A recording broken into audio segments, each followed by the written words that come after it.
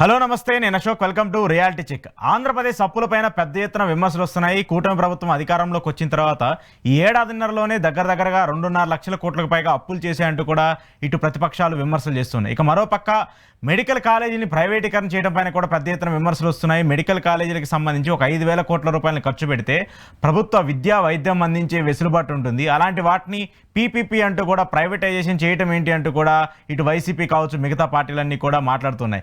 దేశవ్యాప్తంగా ప్రైవేటీకరణ చేస్తున్నారు. దేశవ్యాప్తంగా అటు మోదీ సర్కార్ కావచ్చు, ఇతర రాష్ట్రాల్లో కూడా ప్రైవేటీకరణ ఎంకరేజ్ చేస్తుంటే ఆంధ్రప్రదేశ్లో ప్రైవేటీకరణ చేస్తే తప్పేంటి అంటూ కూడా చంద్రబాబు నాయుడు మాట్లాడుతున్నారు.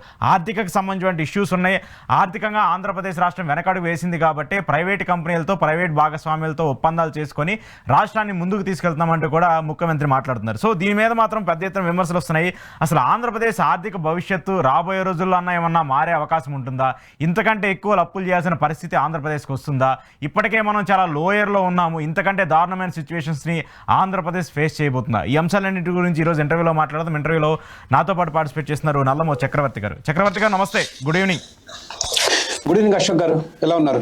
Yeah fine sir, good sir. నాకు ఒక 2-3 మెయిన్ ఆస్పెక్ట్స్ ఆంధ్రప్రదేశ్కి సంబంధించిన ఫైనాన్షియల్ సిచ్యువేషన్స్. సో నేను మిగతా స్టేట్స్ కంట్రీకి సంబంధించి నేను అడగట్లేదు, ఎందుకంటే కంట్రీ అనేది డిపెండ్ అపాన్ ఆల్ స్టేట్స్ కాబట్టి నేను దాని గురించి మాట్లాడలేదు. మెయిన్గా ఆంధ్రప్రదేశ్కి సంబంధించి ఒక ఎలిగేషన్ ఉంది, 2.5 lakh crores ఆల్రెడీ ఇప్పుడు అప్పులు చేసేసారు, అది దాటిపోయింది రికార్డ్ అని చెప్పేసి. So what about your view? ఈ అప్పులు అనేది ఇంకా కంటిన్యూ అయ్యే అవకాశం ఉంటుంది, ఇంతకంటే ఇంక్రీజ్ అయ్యే అవకాశం ఉంటుంది. అసలు ఏంటి స్టేట్ ఫైనాన్షియల్ డిసిప్లిన్ ఉందా? అసలు ఈ సిచ్యువేషన్ ఏంటి? ఏమాత్రం లేదు, పూర్తి బాధ్యత రాహిత్యం. దీన్ని మనం రాజకీయం చేయాల్సిన అవసరం లేదు. ఎందుకంటే అన్ని పార్టీలు దీంట్లో పాత్రదారులు, సూత్రధారులు, నేరస్తులు. ఎన్నికలు వచ్చేసరికి ఏదో ఒకటి చేసి ఎన్నికలు గెలవాలి. ఆ వాగ్దానాలు, ప్రజలకి తాయిలాలు, రాష్ట్రం ఎట్లా తగలబడిపోయినా పట్టింపు అనేది ఏమాత్రం లేదు. ఉదాహరణకి జగన్మోహన్ రెడ్డి గారు 2019లో నవరత్నాలు ఇస్తాము అని చెప్పి ప్రచారం చేసి ఎన్నికల్లో గెలిచి అధికారంలోకి వచ్చారు. ఆయన అధికారంలో ఉన్నప్పుడు ఉచితాలు ఇస్తుంటే ప్రతిపక్ష తెలుగుదేశం పార్టీ రాష్ట్ర ఆర్థిక వ్యవస్థ అతలాకుతలం అయిపోతుంది, అప్పుల మొత్తం ఇట్లా పేరుకుపోతున్నాయి. ఆయన అధికారంలో వచ్చినప్పుడు 4.5 లక్షల కోట్ల అప్పు, చివరికి మరి ఎన్నికల ప్రచారం దగ్గర వస్తారు కదా, దాదాపు 10 లక్షల కోట్లు అయింది అని చెప్తూ కరెక్ట్ ఎన్నికల ముందు మళ్ళీ సూపర్ 6 అన్నారు. సూపర్ 6 అంటే ఏంటి? నవరత్నాల్ని ఇంకో లెవెల్కి తీసుకెళ్తాం. అవును. ఎట్లా? ఇప్పుడు ఆయన ఇచ్చే అన్ని కంటిన్యూ అవుతున్నాయి. ఏది నవరత్నాలలో చాలా వరకు ఏం ఆపలేదు, అవి అట్లాగే సాగుతూ ప్రతి మహిళకి 1,500 నెలకి ఇస్తా ఉంటారు పెన్షన్. ఏది 18 ఏళ్ళు నిండిన ప్రతి మహిళకి. అంటే ఓటు హక్కు ఉన్న వాళ్ళందరికీ లంచాలు ఇవ్వటమే. ఎందుకు ఇవ్వాలి అనేది ఎవరికి తెలియదు. ఎవరు అడిగారు? మహిళలందరూ రోడ్లెక్కి మాకు ప్రతి నెల 1,500 ఇవ్వని అడిగారు, అడగలేదు. ఉచిత బస్సు మహిళలకి 1,000 కోట్ల రూపాయల భారం. ఇప్పుడు అమ్మఒడి ఆయన స్టార్ట్ చేశారు, ఎవరు? జగన్మోహన్ రెడ్డి గారు. తల్లికి వందనం వీళ్ళు చేసి దీన్ని ఇంకో స్థాయికి తీసుకెళ్లారు. ఆయన ఇంటికి కొంత డబ్బు ఇస్తా అంటే వీళ్ళు ప్రతి విద్యార్థికి డబ్బులు ఇస్తా ఉన్నారు. ఈ రోజు మన రాష్ట్రంలో పరిస్థితి ఏంటంటే ప్రతి విద్యార్థి మీద ప్రభుత్వం దాదాపు 1,00,000 రూపాయలు ఖర్చు పెడుతుంది. ప్రభుత్వ స్కూల్లో చదివే విద్యార్థి మీద వాళ్ళ విద్య, యూనిఫాము, బూట్లు, బెల్టు, పుస్తకాలు, స్కూల్ బ్యాగు, ఏమండి మధ్యాహ్న భోజనం అన్ని ఇచ్చిన తర్వాత మళ్ళా మీరు డబ్బులు ఇస్తామంటాం ఏంటి? అయితే డబ్బులు ఇవ్వకూడదు, మరి కష్టాల్లో ఉన్న ప్రజలకి, బీద ప్రజలకు డబ్బులు ఇవ్వకూడదా అని అడుగుతున్నారు. కాదనటం లేదు, ఇవ్వాలి. కానీ అప్పులు చేసి రాష్ట్రాన్ని దివాలా తీయించి ఈ ప్రజలకి తాయిలాలు ఇవ్వటం అనేది సరైన విధానం కాదు. ఇది రాష్ట్రానికి, దేశానికి అపారమైన నష్టం చేస్తుంది. అపారమైన నష్టం చేస్తుంది. 1, 2 మీరు అప్పుల గురించి అడిగారు. అప్పులు అసలు ఎవరికి తెలుసండి? ఎక్కడ అసలు అధికారిక గణాంకాలు లేవు సార్, ఏది చెప్పరు. ఇదే తెలుగుదేశం పార్టీ వైసీపీ అధికారంలో ఉన్నప్పుడు దాదాపు 4.5 లక్షల నుంచి 10 లక్షల కోట్లకు అప్పుకెళ్ళిందని చెప్పారు. అవును. అందులో నేనేమి తప్పుందని నేను అనుకోవట్లేదు. కానీ వీళ్ళు అధికారంలోకి వచ్చిన తర్వాత అప్పులు తక్కువ చేసి చెప్తున్నారు మళ్ళీ. ఎందుకు? వీళ్ళు ఇప్పుడు మళ్ళీ విచ్చలవిడిగా అప్పులు చేస్తున్నారు. You understand what I'm saying? అందుకని రాజకీయాలు పక్కన పెట్టాలి మనం సేపు. I'm all into politics, but what I'm saying is ఈ విషయానికి వచ్చేసరికి ఈ పార్టీ ఆ పార్టీ అనేది మీరు తెలంగాణ తీసుకోండి, డెఫినెట్ గా కేసీఆర్ గారు బాధ్యతారాహిత్యంగా రాష్ట్రాన్ని దివాలా తీయించారని రెండు ఎలక్షన్స్ లో క్యాంపెయిన్ చేశారు రేవంత్ రెడ్డి గారు. అవును. మరి ఆయన వచ్చి ఏం చేశాడు? ఆయన ఉచిత బస్సు, రుణమాఫీలు, అన్ని, ఎవ్రీథింగ్ ఇస్ కంటిన్యూయింగ్. ఇంకా ఏది కేసీఆర్ గారి మీద అదనంగా ఇస్తున్నారు ఈయన. అవును. ఇది రాష్ట్రానికి అపారం నష్టం చెప్తున్నావు. ప్రాక్టికల్ టర్మ్స్ లో మాట్లాడదాం అశోక్ గారు. దీనివల్ల ఏంటి నష్టం ఏంటి అంటే, రాష్ట్ర ప్రభుత్వాల దగ్గర రాష్ట్రాన్ని అభివృద్ధి చేయడానికి నయా పైసా లేదు. మీ రోడ్లు మొత్తం గుంతలమయం. ప్రపంచంలో 4వ అతిపెద్ద ఆర్థిక వ్యవస్థ అని మనం గొప్పగా మీసాలు తిప్పి చెప్తాం. 24 గంటల నీళ్లు లేని ఒక అభివృద్ధి చెందిన దేశాన్ని ఒక్కటి చూపించండి నాకు. మనకి ఈ రోజుకి మంచి నీళ్ళు రావు. నల్లాల్లో వచ్చే నీళ్ళు మనం తాగలేము. మనకు మున్సిపల్ నీళ్ళు వస్తే తాగుతారా? ఇప్పటికీ 20 రూపాయలు 50 రూపాయలు పెట్టి వాటర్ క్యాన్లు కొనుక్కోవాల్సిన దౌర్భాగ్య పరిస్థితి. మీరు అమెరికా పోతే అట్లుండదు, తిప్పుకొని తాగడమే. ఫిల్టరేషన్లు ఏమి ఉండవు, శుభ్రంగా తాగుతారు. పరిశుభ్రమైన నీళ్లు అందుతాయి మీకు. ఏది అభివృద్ధి చెందిన దేశాల్లో. హైదరాబాద్ కొంచెం పక్కన పెడితే ఆంధ్రాలో కానీ ఇతర మన తెలంగాణలో కానీ పెద్ద టౌన్లోకి వెళ్తే మొత్తం ఓపెన్ డ్రైనేజ్ లేగా కంపు. అంటే ఎంత అనాగరిక పరిస్థితుల్లో జీవిస్తున్నావో చూడండి. దీని అన్నిటికీ కారణం ఏంటంటే ప్రభుత్వాల దగ్గర డబ్బులు లేవు. వచ్చిన సొమ్ము మొత్తం ప్రభుత్వ ఉద్యోగుల జీతాలకు, వడ్డీలకు, ఇంకేమన్నా మిగిలితే ఉచితాలకు, ఇవన్నీ అయిపోగా దివాలా తీస్తున్నాయి ప్రభుత్వాలు. రోడ్ల గుంతలు కూడా పోయి. అదే మీరు ఈ ఉచితాలు. ఇప్పుడు నేను మొన్న రేవంత్ రెడ్డి గారు జూబ్లీహిల్స్ లో ఉప ఎన్నిక జరుగుతుంటే చిన్న విశ్లేషణ చేశాను. ఆయన 1,05,000 కోట్ల రూపాయల ఉచితాలు ప్రకటించారండి బడ్జెట్ లో. 1,05,000 కోట్ల రూపాయలు. హైదరాబాద్ రోడ్లకు 2,500 కోట్లు ఇచ్చారు. షాదీ ముబారక్, కళ్యాణ లక్ష్మి ఉంది చూసారా, దానికంటే తక్కువ బడ్జెట్ హైదరాబాద్ రోడ్లకి. దానికి 3,000 కోట్లు ఎంతో ఉంది. హైదరాబాద్ రోడ్లకి 2,500 కోట్లు ఇచ్చారు బడ్జెట్ లో. అన్ఫార్చునేట్. ఎందుకు అన్ఫార్చునేట్ కూడా చెప్తాను. ఎందుకంటే ఆయన భారీగా డబ్బు కొట్టుకునే బడ్జెట్ లో సగం డబ్బు హైదరాబాద్ నుంచి వచ్చింది. సగం. అవును అవును. ఈరోజు హైదరాబాద్ 1 కోటి మంది ఊప పెడుతుంది. ఆ హైదరాబాద్ మీరు రోడ్లు, ఫ్లైఓవర్లు, అండర్ పాస్లు, మెట్రోలు వేసుకోరండి. మొత్తం డబ్బు హైదరాబాద్ నుంచి వచ్చేది మొత్తం హైదరాబాద్ ఖర్చు పెట్టకండి. హైదరాబాద్ నుంచి వచ్చే దాంట్లో సగం ఖర్చు పెట్టండి హైదరాబాద్ మీద. దానివల్ల ఏమొచ్చింది? మరిన్ని ఉపాధి అవకాశాలు వస్తాయి, మోర్ ఇండస్ట్రీస్ వస్తాయి. ఇవాళ బెంగళూరు నుంచి ఐటీ సెక్టర్ హైదరాబాద్ రావడానికి కారణం ఏంటి? హైదరాబాద్ లో మౌలిక సదుపాయాలు బాగున్నాయి. ఇవాళ Hyderabad is becoming another Bengaluru, believe it or not. మనం ఇంటి నుంచి 10 నిమిషాలు జరగాల్సిన ప్రయాణం 50 నిమిషాలు జరిగితే ఎట్లా వస్తాయి కొత్త కంపెనీలు? మళ్ళీ వేరే దగ్గర ఎత్తుకుంటుంటాయి. That is the problem with ప్రభుత్వాలు చేసే బాధ్యతారాహిత్యంగా చేసే అప్పుల మూలంగా మన అభివృద్ధి కుంటుపడుతుంది. ఇతర దేశాలు మనం మించి వేగంగా వెళ్ళిపోతున్నాయి, మనకు వినబడుతున్నాం. ఎందుకు సార్ మరి మనం గొప్పగా చెప్పుకుంటాము ఆర్థిక వ్యవస్థ అసలు అభివృద్ధి చెందిపోతున్నాము, నెక్స్ట్ సూపర్ పవర్గా ఎమర్జ్ అవుతున్నాము, చైనాని అమెరికాని బీట్ చేశామని చెప్పేసి కేంద్ర ప్రభుత్వాలు గొప్పగా చెప్తూ ఉంటాయి. డాలర్ చూస్తేనేమో రోజు రోజుకి సంబంధించి అది పెరిగిపోతుంది, మన రూపాయి క్షీణించిపోతుంది. ఐ థింక్ నాకు తెలిసి ఇంకొక 1 yearలో అది 100 రూపీస్ దాటే అవకాశం కూడా ఉన్నట్టు కనిపిస్తుంది సిచ్యువేషన్స్ చూస్తుంటే. సో ఇంత దారుణంగా ఆర్థిక వ్యవస్థ ఒక పక్క పడిపోతూ ఉంటే ఈ రాజకీయ నాయకులు ప్రజల చెవుల్లో పూలు పెట్టడానికి మనం సూపర్ పవర్, సూపర్గా ఎమర్జ్ అవుతున్నామని చెప్తున్నారా, లేకపోతే రాజకీయాల కోసమే రాష్ట్రాన్ని, దేశాలని వాడుకుంటూ ఉన్నారా? నాకు అత్యంత హాస్యాస్పదమైన విషయం ఏంటంటే, మనం ఏదో ప్రపంచంలో అందరికంటే చాలా గొప్ప దేశంగా ఎదుగుతున్నాం అని మనల్ని మనం మభ్యపెట్టుకోవటం. పక్కనే ఉంది కదండి చైనా, మనకంటే 5 ఇంతలు పెరిగింది. 1990 1980s లో మనకంటే వెనకబడ్డ దేశం చైనా. మీరు నమ్మినా నమ్మకపోయినా దట్ ఈస్ ఎ ఫ్యాక్ట్. ఈరోజు 5 ఇంతలు పెరిగింది. And Singapore, Taiwan, Hong Kong, south Korea అనూహ్యమైన ప్రగతి కేవలం 25-30 సంవత్సరాల్లో. ఈ రోజు మనం అభివృద్ధి చెందితే, ఈరోజు అందరికీ టీవీలు ఉన్నాయిగా, అందరికీ ఇంటర్నెట్ యాక్సెస్ ఉందిగా. ఒక్కసారి ఓపెన్ చేసి Switzerland, Germany, Denmark, Norway, Singapore, Taiwan, China కూడా చూడండి దేశాలు ఎట్లా ఉన్నాయో, మనం ఎట్లా ఉన్నాం. కళ్ళు ఎదుటే కనిపిస్తుంది కదండి. హౌ కెన్ వి సే మనం ఏదో ఉద్ధరించేస్తున్నామని? మనం ప్రపంచంలో 140 స్థానంలో ఉన్నాం. 195 దేశాలుంటే ప్రపంచంలో వీఆర్ ఎట్ 140. ఆఫ్రికా దేశాల కంటే బొటాబొటిగా కొంచెం మెరుగ్గా ఉన్నాం. ఎట్లా? సగటున చూసుకోవాలి. 140 కోట్ల మంది ఉన్నప్పుడు 140 కోట్ల మంది ఉత్పత్తి చేసే $2,000-3,000 మీరు కనుక కూడితే ప్రపంచంలో అతిపెద్ద ఎకానమీ వచ్చింది. మనం చూడాల్సింది అది కాదు. ఒక సగటు భారతీయుడు, ఒక సగటు సింగపూర్ పౌరుడో, ఒక సగటు చైనా పౌరుడో, ఒక సగటు అమెరికా పౌరుడితో మనం పోల్చుకుంటాం. అంతేగాని 25 మంది ఇండియన్స్ కలిసి ఎంత సంపాదిస్తున్నారు, ఒక అమెరికన్ ఎంత సంపాదిస్తున్నాడు కలిపి మీ ఇద్దరు ఒకటే అంటాం పిచ్చితనం. నాకు తెలియదు ఎందుకు చెప్తున్నారు. ఐ మీన్ మన కళ్ళెదుటే కనిపిస్తుంది కదండి మనం ఎంత దుర్భరంగా ఉన్నామో. So okay, so it is అన్ఫాక్ట్.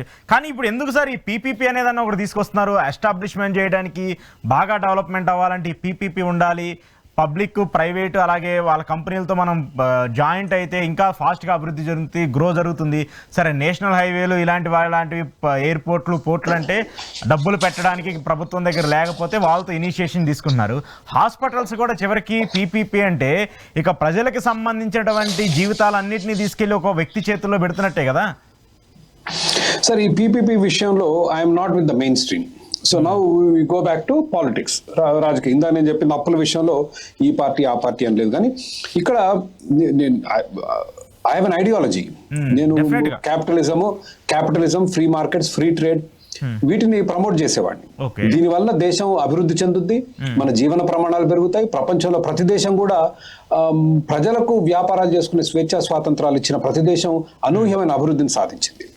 Now I'm not against privatisation, I'm in favour of PPP. కానీ కొన్ని వాస్తవాలు ప్రభుత్వాలు కూడా విఫలం అవుతున్నాయి చెప్పడానికి. ఒకటి, జగన్మోహన్ రెడ్డి గారు ఈ మెడికల్ కాలేజీల ప్రణాళిక తీసుకొచ్చారు. అది కేంద్ర ప్రభుత్వం కొంత మెడికల్ కాలేజీలు ఉండాలి, వాళ్ళు ఫండింగ్ ఇస్తామన్నారు. వాళ్ళు ఇస్తామన్న ఫండింగ్ 4 కాలేజీలకి అశోక్ గారు. జగన్మోహన్ రెడ్డి గారి విజన్ ఏంటంటే ప్రతి జిల్లాకు మెడికల్ కాలేజ్ ఉండాల్సిందే అని ఆయన అదనంగా ఇంకో 13 వాటికి జోడించారు. అట్లా ఐ థింక్ మొత్తం 17 కాలేజీలు ఏవో వచ్చాయి. ఒక 5 కాలేజీలు పూర్తయ్యాయి, ప్రస్తుతానికి నడుస్తున్నాయి. ఇంకో 12 కాలేజీలు రకరకాల స్టేజీల్లో ఉన్నాయి. అందులో ఐ థింక్ ఒక కాలేజ్ కేంద్ర ప్రభుత్వ ఫండ్స్ తోటి వచ్చిన ఒక కాలేజ్ మొత్తం పూర్తయింది. ఇంకో 3 కాలేజీలు కన్స్ట్రక్షన్ లో ఉన్నాయి. సో రకరకాలుగా ఉన్నాయి. సో దీంట్లో రాజకీయాలు వచ్చేసరికి నువ్వు అసలు ఏం కట్టలేదని ఒకరు అంటారు, మేము మొత్తం కట్టామని ఇంకొకరు అంటారు. ఒకరు అర్ధాంతరంగా ఉన్న పిల్లర్ల దగ్గర నిలబడి ఒకరు ఫోటోలు దిగుతారు, ఇంకొకరు పూర్తయిన విజయనగరం అక్కడెక్కడ ఉన్న కాలేజీలు, ఏలూరు, నంద్యాల ఈ కాలేజీలకి వెళ్ళి అక్కడ ఫోటోలు దిగుతారు. So leaving that aside. Now privatisation అనేది ఇప్పుడు జరిగింది కాదు, వైఎస్ జగన్ గారు అధికారంలో ఉన్నప్పుడు జరిగింది. ఏ విధంగా జరిగింది? ఈ 17 మెడికల్ కాలేజీలు నడిపించడం అనేది ప్రభుత్వానికి అసాధ్యమైన పని. ఎందుకంటే విపరీతమైన ఖర్చులతో కూడుకున్న వ్యవహారం. ఈరోజు మీరు మొదట అడిగిన ప్రశ్న రాష్ట్రాలు అప్పులు ఏంటి పరిస్థితి అని. ప్రభుత్వాల దగ్గర నయా పైస లేదు. ఏ దానికి అడిగినా గీకి గీవులాడిస్తున్నారు డబ్బులు. ఈ మెడికల్ కాలేజ్ నడిపించే సత్తా ప్రభుత్వం దగ్గర లేదు. ఇది జగన్ గారి హయాంలోనే గుర్తించారు. గుర్తించి ఏం చేశారు? సగం ఈ తక్కువ ఫీజులు కట్టే సీట్లు, 1 లక్ష 2 లక్షలు ఎంతో కట్టే సీట్లు ఒక సగం, మిగిలిన సగం మేనేజ్మెంట్ కోటా అన్నారు. ఏంటి మేనేజ్మెంట్ కోటాలో 50% మేనేజ్మెంట్ కోటా, దాంట్లో 30% ఏమో 12 లక్షలు సంవత్సరానికి ఫీజు, ఇంకో 20% ఎన్ఆర్ఐ, దాని ఫీజు 20 లక్షలు కానీ ఇంకా అధికంగా కానీ. ఏమండి? సో సగం ఏమో తక్కువ ఫీజు, సగం బాగా డబ్బులు వచ్చేది. ఈ డబ్బులు వచ్చేది మిగిలిన తక్కువ ఫీజు కట్టే వాళ్ళకి సబ్సిడైజ్ అవుద్ది. అర్థమైంది కదా అశోక్ గారు? అవును. సగం తక్కువ డబ్బు వచ్చేది, సగం బాగా డబ్బు వచ్చేది. ఈ రెండు కలిపితే కాలేజ్ నడపడం మీకు ఈజీగా అవుతుంది. అది జగన్మోహన్ రెడ్డి గారి హయాంలో జరిగితే ఇది దొడ్డిదారి ప్రైవేటైజేషన్ అని గొడవ చేసింది ఎవరు? టీడీపీ, జనసేన, ఇప్పటి ప్రతిపక్షాలు, అన్ని పార్టీల వాళ్ళు అప్పుడు ప్రైవేటైజేషన్ చేశారు. వాళ్ళు కూడా ఇది నేననేది ఏంటంటే ప్రజల్ని ఎట్లా మభ్యపెడుతున్నాయి పొలిటికల్ పార్టీస్ అని మీరు చూడాలి. జగన్మోహన్ రెడ్డి గారు ఈ కాలేజీలను ప్రైవేటైజ్ చేస్తున్నారు దొడ్డిదారులని వాళ్ళు అప్పుడు గొడవ చేశారు. ఓకే, ఫాస్ట్ ఫార్వర్డ్ చేస్తే ఈ రోజు తెలుగుదేశం ప్రభుత్వం అధికారంలోకి వచ్చింది. వీళ్ళు గుర్తించింది ఏంటంటే కట్టడానికి కూడా మన దగ్గర డబ్బులు కటకట్లాడుతున్నాయి, సరిపోలేదు. దీన్ని ఎట్లా కట్టాలి అంటే కేంద్ర ప్రభుత్వంలో there is a scheme, capital subsidy scheme. ఇది నేను అనేది ప్రభుత్వాన్ని నేను ఎక్కడ విమర్శిస్తానంటే ఇది ప్రజలకు అర్థమయ్యే విధంగా చెప్పాలి. కేంద్ర ప్రభుత్వం ఒక 40% పెట్టుబడి ఇవి కట్టడానికి ఇస్తుంది. ఏం చేస్తే ఇస్తుంది? పీపీపీ మోడల్లో కనుక మీరు ఈ మెడికల్ కాలేజీని కడితే కేంద్ర ప్రభుత్వం నుంచి డబ్బు వచ్చింది. ఆ డబ్బు ఎవరికి వచ్చింది? కట్టే ప్రైవేట్ సంస్థకి ఇస్తారు. రాష్ట్ర ప్రభుత్వం ఆ డబ్బు తెచ్చుకునే మార్గానికి పీపీపీ అని ఎత్తుకుందనేది నా భావన. ప్రభుత్వం ఈ రోజుకి చెప్పట్లేదు అది బయటకు వచ్చి. గాడ్ అదే మీరు మీరు చెప్పిందే నిజమైతే అసలు ఇంతకంటే దౌర్భాగ్యం ఇంకుంటదేమో. సో 40% మన కేంద్రానికి వస్తుందంటే ఇట్స్ వెరీ హెల్ప్ఫుల్ కదా ఈ కాలేజీలు పూర్తి చేయడానికి. కాకపోతే ఈ 60% ఆ ప్రైవేట్ సంస్థ పెట్టుబడి పెట్టాలి. 40% కేంద్ర ప్రభుత్వం ఇస్తే 40-30% అండి, కరెక్ట్ చూసి చెప్తాను నేను. ఇస్తే మిగిలిన ఈ కేంద్ర ప్రభుత్వం ఇచ్చింది 30-40% అండి capital project cost depending on how it is derived. మరి దాంట్లో వైబిలిటీ గ్యాప్ ఫండింగ్ అని కూడా ఉంది, ఇది ఆపరేషన్స్ అప్పుడు కూడా కొంత వచ్చే అవకాశం ఉంది. సో ఈ 30-40% క్యాపిటల్ గ్రాంట్ అంటే ఒక కాలేజ్ పెట్టడానికి 300 కోట్లు అవుతుంది అనుకోండి, దాదాపు 120 కోట్లు కేంద్ర ప్రభుత్వం ఇచ్చింది. And I believe that is why they are doing ఈ పీపీపీ. ఆ 120 కోట్లు వస్తే మన కాలేజీ పూర్తి అవడానికి చాలా ఉపయోగపడుతుంది. కాబట్టి ప్రజలు సహకరించాలని, ఎట్లాగో మనం ప్రైవేటైజ్ చేసాం, ఇప్పుడు కట్టడం కూడా చాలా వేగంగా అవుతుందని చెప్తే ప్రజల్లో కొంత దాని మీద అవగాహన పెరుగుద్ది, కొంత యాక్సెప్టబిలిటీ వచ్చింది. I don't see anybody saying ఇవాళ టీడీపీలో కానీ మంత్రులు కానీ ఎమ్మెల్యేలు కానీ ఎంపీలు కానీ ఎక్కడ అన్నట్టు నాకైతే కనిపించదు. ఐ థింక్ మీకున్న నాలెడ్జ్ వాళ్ళకి లేదేమో మేబీ. ఉండకుండా ఉండదు, పీపీపీ మోడల్ వచ్చేదే కాదుగా. ఇప్పుడు వాళ్ళు ఏమన్నారంటే మేము నీతి ఆయోగ్ ఇచ్చిన విధానాల ప్రకారం మేము చేస్తున్నాం అన్నారు. నీతి ఆయోగ్ ఇచ్చింది విధానాలు అంటే they are going after PPP funding. ఇప్పుడు యూపీలో చాలా కాలేజీలకి ఈ ప్రణాళిక కింద చాలా కడుతున్నారు. యూపీలో ఉంది, ఇంకా 3-4 రాష్ట్రాల్లో కూడా ఉంది. ఇట్స్ నాట్ జస్ట్ ఆంధ్రప్రదేశ్, వేరే రాష్ట్రాల్లో కూడా they are doing. So that is where I have one problem. Okay, అది పీపీపీ అండి.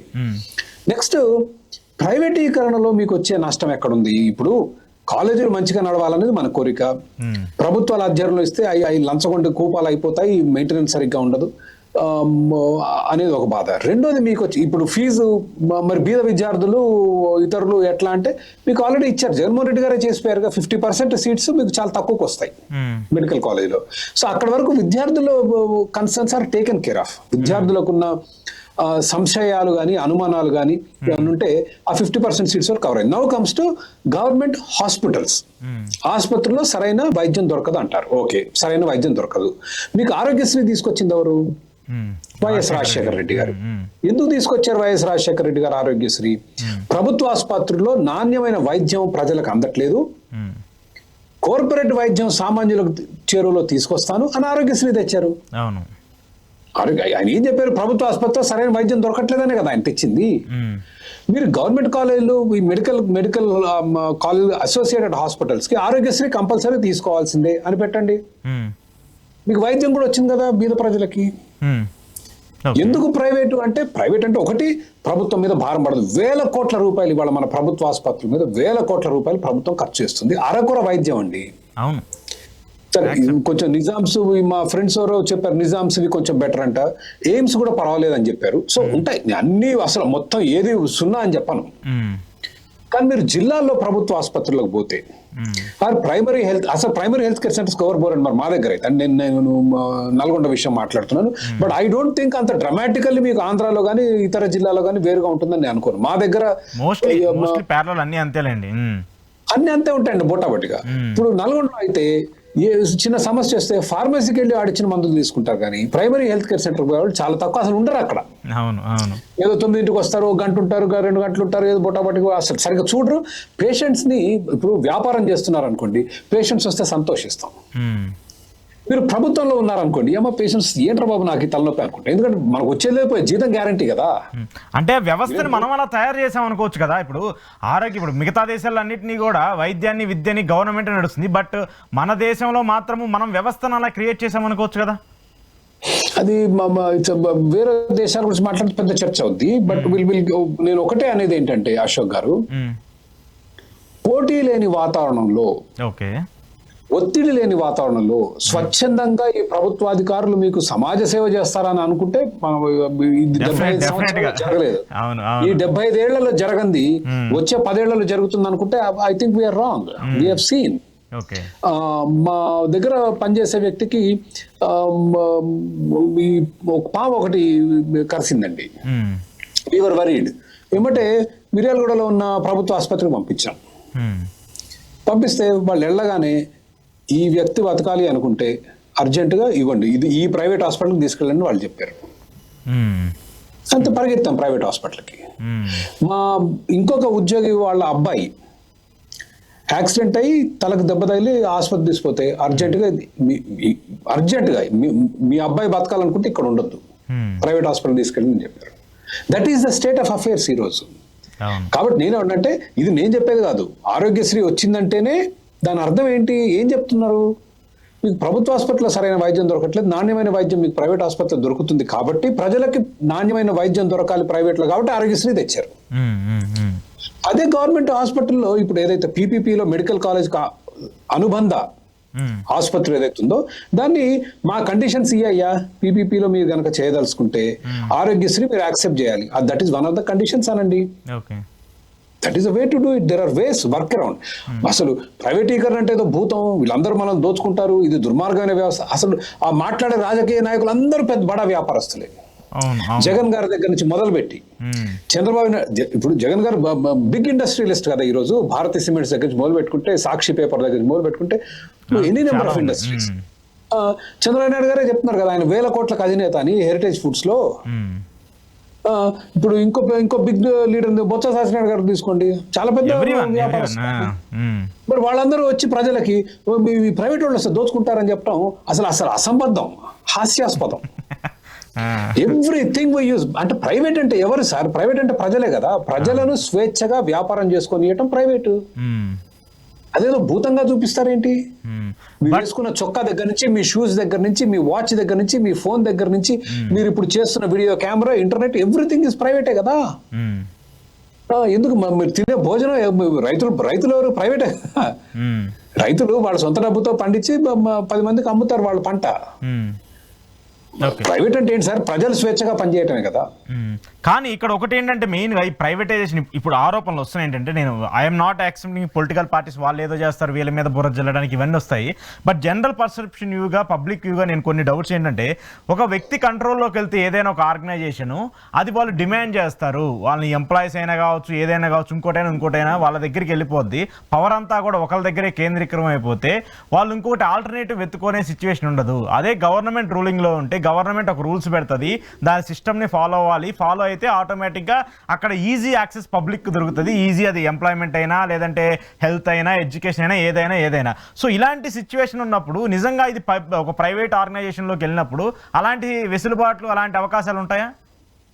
నాకు ఒక విషయం, ఇది నేను పదే అడుగుతారు అశోక్ గారు, మీడియాలో అడుగుతారు, నేను వీడియోలు చేసినప్పుడు నా వీడియోలు చూసిన వాళ్ళు కూడా అడుగుతారు. దాన్ని మొనాపలి అంటాం. మొనాపలి అంటే గుత్తాధిపత్యం. ఎక్కడుంది సార్ మొనాపలి? నాకు చూపించరా? I'll get to Indigo. నాకు ఒక్క నిమిషం అండి. I'll get to Indigo. IndiGo ఒక్క నిమిషం పక్కన పెడతాం, వీళ్ళు అడ్రస్ ఇట్. ఎన్ని ఆసుపత్రులు ఉన్నాయి హైదరాబాద్ లో? ప్రైవేట్ ఆసుపత్రులు ఎన్ని వస్తున్నాయి, ఎన్ని మూతపడుతున్నాయి, ఎన్ని సూపర్ మార్కెట్లు ఉన్నాయి, ఎన్ని కార్ల కంపెనీలు ఉన్నాయి. సో మీకు మొనాపలి ఎక్కడుంది? ఎలక్ట్రిసిటీ డిపార్ట్మెంట్ ఎన్ని ఉన్నాయి? ఒకటేగా. పర్మిషన్ కావాలంటే ఎంత తీసుకుంటాడు లంచాలు? మీ రక్తం పీల్చి పిప్పి వేస్తారు మిమ్మల్ని. బిల్డింగ్ పర్మిషన్లు కావాలి, మున్సిపల్ కార్పొరేషన్ కావాలి, ఒక్కడేగా. Indian railways ఒక్కరేగా. ఎంత దరిద్రంగా ఉంది సర్వీసు. ఓ ట్రైన్ టైంకి రాదు, టికెట్ దొరకవు, నెలల తరబడి, 2 నెలల ముందు కొనాలి. Okay, I can go on and on. మీరు రెవెన్యూ డిపార్ట్మెంట్కి వెళ్ళారు, ఒక్కడేగా. నీళ్ళ కనెక్షన్ కావాలి, ఒక్కరేగా.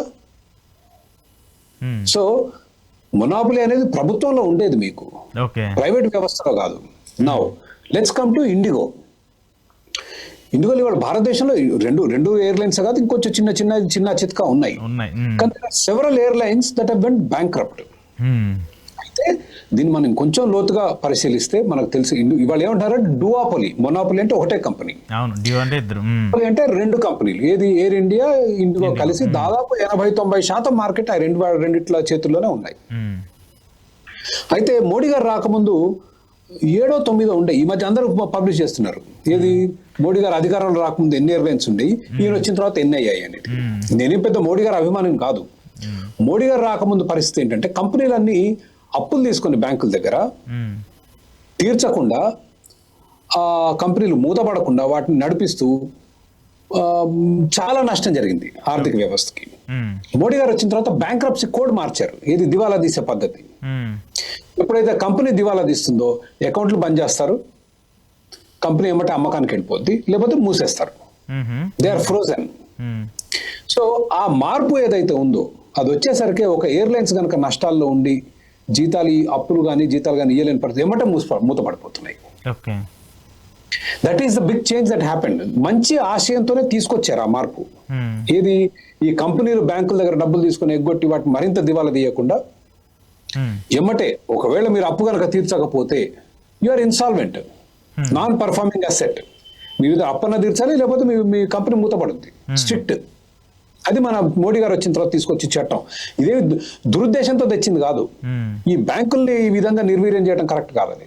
సో దాని మూలంగా ఏమయ్యాయంటే, దాని వల్ల జరిగిన నష్టం ఏంటంటే, ఈ ఎయిర్లైన్స్ ఎప్పుడైతే దివాలా తీస్తాయో వాటిని ఇంకో కంపెనీ కొని దాన్ని రివైవ్ చేయడానికి సమయం లేకుండా అయిపోయింది.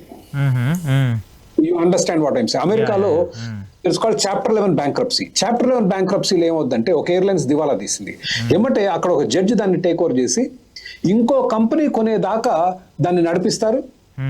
వేరే వాళ్ళ దగ్గర అప్పు తీసుకొస్తారు.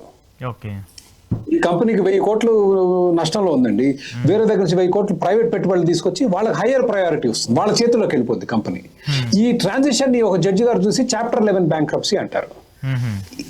ఈ బదిలీ సీమ్లెస్ గా బదిలీ జరగాలి, ఈ ఆపరేషన్స్ నడుస్తూనే ఉండాలి, ఎయిర్లైన్స్ మూతపడకూడదు. అది జరగలేదు భారతదేశంలో. ఇప్పుడన్నా తెలుసుకొని మారిస్తే ఈ ఎయిర్లైన్స్ 1, 2 కాకుండా ఇంకో 7, 8, 10 ఉంటే ఇది జరిగేది కాదు. అది ఒకటి. నెంబర్ 1.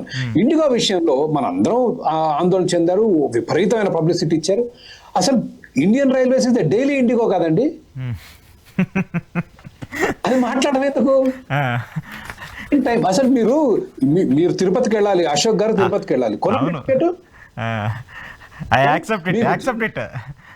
మీ జనరల్ కంపార్ట్మెంట్ అసలు ఒక మనిషి అనేవాడు జనరల్ కంపార్ట్మెంట్ లో ఆ విధంగా ప్రయాణించడం 21వ శతాబ్దంలో ఎంత దుర్మార్గం అండి. ఒక బాత్రూమ్ ఉండదు, మహిళలు పిల్లలు, ఎంత దారుణం అండి, ఎంత దారుణం అండి అసలు. అది మాట్లాడడం. ఇండిగో తప్పు చేయలేదనట్లేదు, జరిగింది తప్పు. ఏమండి, ఇప్పుడు ప్రైవేట్ వ్యవస్థ అంటే వాడే దైవశక్తులు ఉంటాయండి, అందరూ తప్పులు చేస్తారు, తప్పులు లేకే ఉండరు. But that is what is happening. Okay. So but ఈ 66 years ఇట్లాంటి టైం పీరియడ్ పెంచుకుంటూ వెళ్తున్నప్పుడు, అంటే దీంట్లో కూడా చిన్న క్లారిటీ ఇచ్చేస్తే మన నెక్స్ట్ టాపిక్ వెళ్దాం. ఈ 66 years ఇట్లా అంటున్నారు కదా, అన్ని ఇయర్స్ తర్వాత అసలు ఏంటి వ్యవస్థలు ఉంటాయా, అసలు ఆ కంపెనీలు ఆ కాలేజీలు ఏమవుతాయి, దీంట్లో ఏమన్నా మీకేమన్నా కాన్స్పిరెన్సీ ఏమైనా కనిపిస్తుందా? లేదు సార్, అంటే 66 years అంటే అమ్మేయటమే. ఎనీథింగ్ 30 సంవత్సరాల కన్నా అదనంగా ఏది ఉన్నా కూడా అమ్మేయటంతో సమానం. ఇది అకౌంటింగ్ లో ఉన్న చాలా practice, standard practice, accepted practice. 60 సంవత్సరాలు ఇస్తున్నారు అంటే అది అమ్మేశారు, ప్రజలకు అమ్మలేదని చెప్పడానికి వాడుకోవటానికి మాత్రమే పనికొచ్చింది అది. అయితే నేను వ్యక్తిగతంగా ఐఎమ్ ఆల్ ఫర్ సెల్లింగ్. అమ్మేసేయండి, అసలు ఈ పిగలాటం వద్దు అనేది నా వ్యక్తిగత అభిప్రాయం. Because I'm in favour of privatisation. ఈ 30 ఏళ్ళు 40 ఏళ్ళు ఎందుకు ఎవరిని మభ్య పెడతారు? Tell people we're selling this. కానీ 50% సీట్లు జగన్మోహన్ రెడ్డి గారే ఇచ్చారు. ఏది NRI quota, NRI management quota కింద 50% ఇచ్చారు. 50% సబ్సిడైజ్ ఇచ్చారు కదా, బీద ప్రజలకి 50% ఇచ్చారు, ఆయన ఇచ్చారు. అది శుభ్రంగా ఉంది.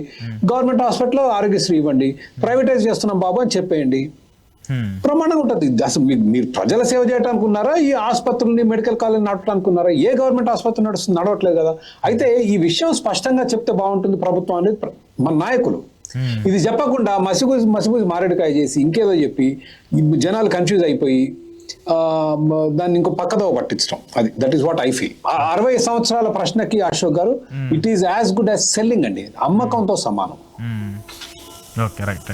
సరే, చివరిగా సార్ కంక్లూడ్ చేస్తే ఒక పాయింట్. నిన్న చంద్రబాబు నాయుడు గారు కలెక్టర్లు ఎస్పీలతో ఒక మీటింగ్ పెట్టి ఆయన కొంచెం ఆగ్రహాన్ని వ్యక్తం చేశారు. బ్యూరోక్రసీ కావచ్చు, ఎక్కడా కూడా అధికారులు సరిగా పనిచేయట్లేదు, మీరు కొంచెం జాగ్రత్తగా పనిచేయండి, మన ప్రభుత్వం మీద వ్యతిరేకత వస్తుంది అంటున్నారు. ప్రభుత్వాన్ని నడిపించే ఆయనే మీరు అధికారులు సరిగా పనిచేయట్లేదంటే వ్యవస్థలు నిర్వీర్యం అయిపోతున్నాయి అనుకోవాలా, లేదంటే వాళ్ళ మీద వచ్చినటువంటి తప్పిదాలని అధికారుల మీద తోసేస్తున్నారు అనుకోవాలా?